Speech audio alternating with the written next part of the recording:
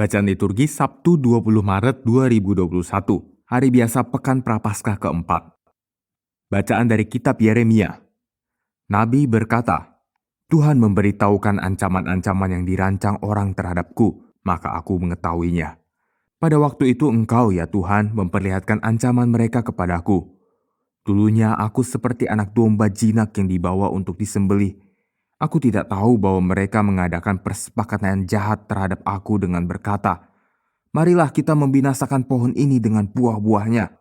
Marilah kita melenyapkannya dari negeri orang-orang yang hidup, sehingga namanya tidak diingat orang lagi. Tetapi Tuhan semesta alam yang menghakimi dengan adil, yang menguji batin dan hati, biarlah aku melihat pembalasan-Mu terhadap mereka, sebab kepadamu-lah kuserahkan perkaraku. Demikianlah sabda Tuhan, syukur kepada Allah. Mazmur tanggapan. Ya Tuhan Allahku, padamu aku berlindung. Ya Tuhan Allahku, padamu aku berlindung.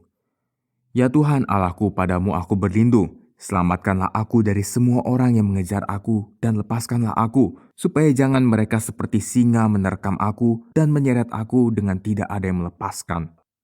Ya Tuhan Allahku, padamu aku berlindung. Hakimilah aku ya Tuhan, apakah aku benar dan apakah aku tulus ikhlas.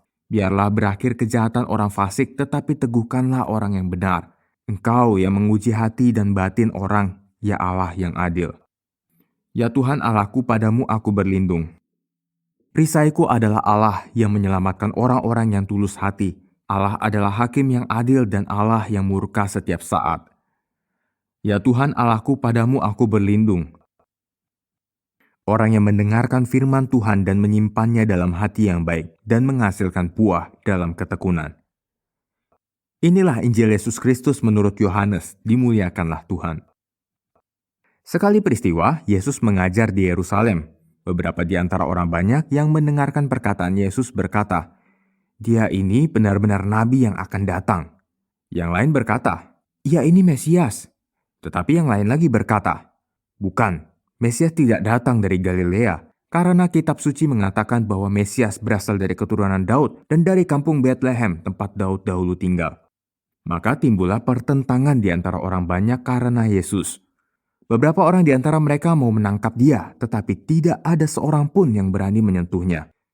Maka ketika penjaga-penjaga yang ditugaskan imam-imam kepala dan orang-orang Farisi pergi kepada imam-imam kepala, orang-orang Farisi berkata kepada mereka, "Mengapa kamu tidak membawanya?"